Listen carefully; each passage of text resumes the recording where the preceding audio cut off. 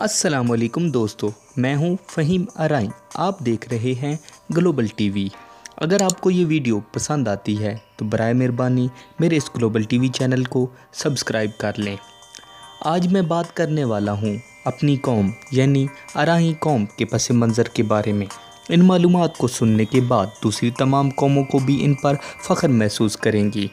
आपको ये जानकर हैरत होगी कि अराई कौम की तारीख़ कई हज़ार साल कबल वसी पर मुहित है। लफ्ज़ अराही अरबी लुगत लफ्ज़ अराई से निकला है, जिसके मैनी चरवाहा के हैं। अरबी ज़बान में अराही उस शख्स को भी कहते हैं जिसके हाथ में जंग के दौरान अलम या झंडा होता है, और ये झंडा बरदार सबसे आगे एक छोटी सी टोली के साथ रास्ता दिखाने का काम करता है। इसी अराही मुनसब की वजह से इन इलाकों का नाम अराही कहलाने लगा, जो कि मुल्क शाम की सरज़मीन में दरियाए उर्दन के किनारे पर वाक़या था। मूरत लिखता है कि यमन में अराइयों की बादशाही थी। हज़रत मोहम्मद सल्लल्लाहु अलैहि वसल्लम की दौरान नबूवत में प्रेम हुरैन की औलाद में से एक सहाबी रसूल हज़रत नुमान बिन हुरैन रज़ियल्लाहु अन्हु गुज़रे हैं, जो कि यमन के हातिम थे। अभी उन्होंने इस्लाम कबूल नहीं किया था, जिन्होंने 631 ईस्वी में हज़रत मोहम्मद सल्लल्लाहु अलैहि वसल्लम का दावतनामा पढ़कर इस्लाम कबूल किया। कुछ रवायत के मुताबिक अराइयों का चेहरा नस्ब हज़रत उमर फ़ारूक रज़ियल्लाहु अन्हु से मिलता है। इसी निस्बत से कुछ अराही फ़ारूकी भी कहलाते हैं। अराई कबीले की एक मशहूर सरदार शेख सलीम अराही हुए हैं, जिन्होंने हज़रत सुलेमान फ़ारसी से दीनी अलूम हासिल किया।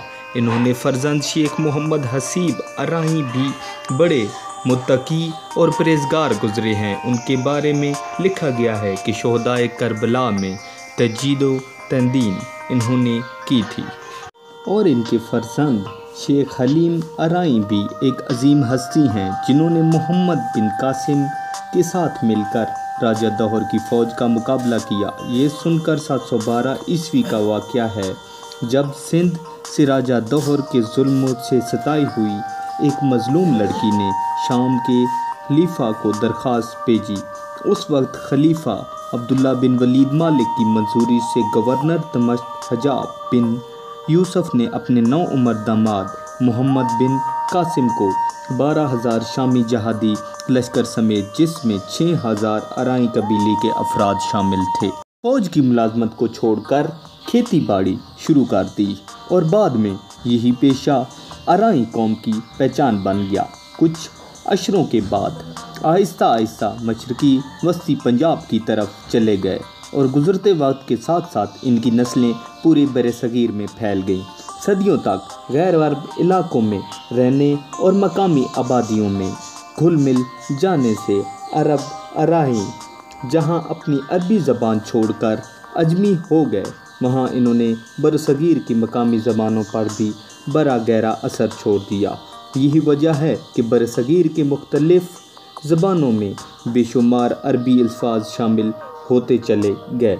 इसी तरह गुज़रते वक्त के साथ साथ कसरत कलाम और मुख्तलिफ़ अदवार से गुज़रता हुआ अरबी लफ्ज़ अराही अराई में तब्दील हो गया। अराइयों की बहुत सी नस्लें मुख्तलिफ़ ज़ातों के साथ जानी जाती हैं। कसूर के अराही शाह कहलाते हैं। लाहौर और सियालकोट के अराई मैर कहलाते हैं। मुल्तान के अराई मुल्ला कहलाते हैं। लाड़काना के अराई भुट्टो कहलाते हैं, और बहावलपुर के अराई मल कहलाते हैं। बहावर नगर और रहीम जार खान, गुजरावाला, हाफजाबाद और दीगर अजला में रहने वाले अराई चौधरी कहलाते हैं। मुजफ्फर नगर के अराई शेख कहलाते हैं। अमृतसर में बसने वाले अराई सरदार कहलाते हैं। अराई कौम अपने बुज़ुर्गों को मियाँ कहना पसंद करती है। बनु सलीम की औलाद सलीमी कहलाते हैं, इसलिए अराई को सलीमी भी कहा जाता है। तो दोस्तों, ये थी अराइयों की तारीख़ कि ये कहाँ से आए हैं और कैसे इनका नाम अराई से अराही बन गया। उम्मीद करता हूँ कि ये मालूमात आपको पसंद आई होंगी। मज़ीद ऐसी मालूमाती वीडियो को देखने के लिए हमारे चैनल को सब्सक्राइब ज़रूर करें। اور براہ کرم یہ ویڈیو کو لائک شیئر بھی کریں اور کمنٹ میں اپنی رائے کا اظہار ضرور کریں۔ پھر ملیں گے ایک نئی ویڈیو کے ساتھ، تب تک کے لیے اپنے دوست فہیم ساحل کو دیجیے اجازت۔ اللہ حافظ۔